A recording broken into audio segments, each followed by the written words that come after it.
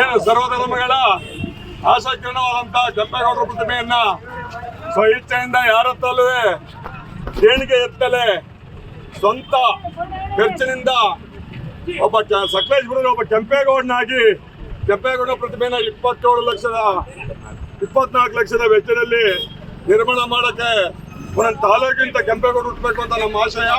ಇವರ ಒಂದು ಇಚ್ಛೆ ಇನ್ನೂ ಇವರಿಗೆ ಸಪೋರ್ಟ್ ಆಗಿ ಇಡೀ ಕರ್ನಾಟಕ ರಾಜ್ಯ ನಿಂತ್ಕೊಂಡಿದೆ. ಇವರಿಗೆ ದೇವರು ಆಯುರ ಆರೋಗ್ಯ ಐಶ್ವರ್ಯ ಕಾಲಬೇಶ್ವರ ಕೆಂಪಮ್ಮ ಏನು ನಮ್ಮ ಕೆಂಪೇಗೌಡರಿಗೆ ಮನದೇವರಾಗಿದ್ರು ಅವ್ರಿಗೆ ನಮ್ಮ ಪ್ರತಾಪ್ ಗೌಡರಿಗೆ ಬಹಳ ಒಳ್ಳೇದು ಮಾಡಲಿ.